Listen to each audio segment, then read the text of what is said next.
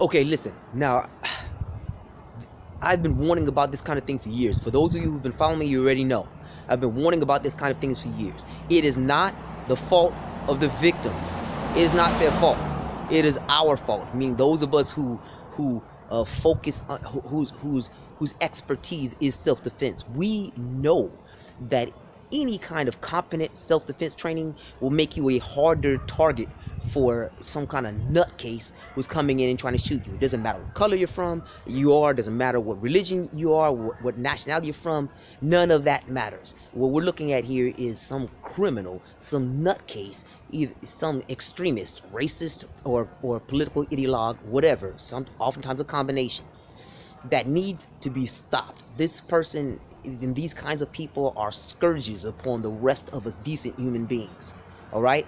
And like those of us in the self-defense industry know, if you are a hard target, even a hardened target, because let's be honest, the average citizen, unless you're in a state like Brazil, where like Israel, where everyone is forced to undergo compulsory military training, or Wakanda, which is 1,000 times better than Israel ever would be.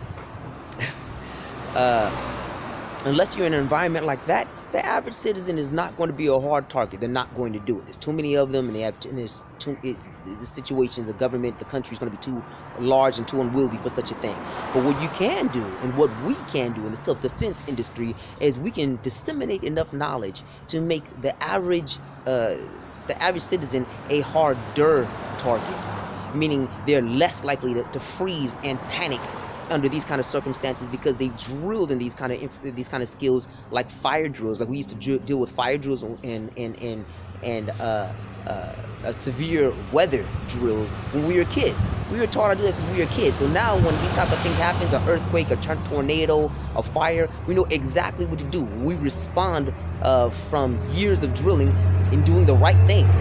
That's what we need to do for self-defense in general, and that is directly upon our shoulders, those of us who are in the self-defense industries, and most especially it is upon the shoulders of people who are like me, who know Njia Uhuru Kipora, that has spent literally centuries dealing with these kinds of things, because the slavers used to come in to our empires, our slave quarters, our states, our nations. They would come in shooting out of nowhere, riding horses, or in ships, firing cannons, firing rifles, and we had to respond on the spot to these kind of situations. And we're extremely good at it, so good that it took over 5,000 years for us to fall, and then we only stayed falling for 50 years before we reversed the tables on everybody.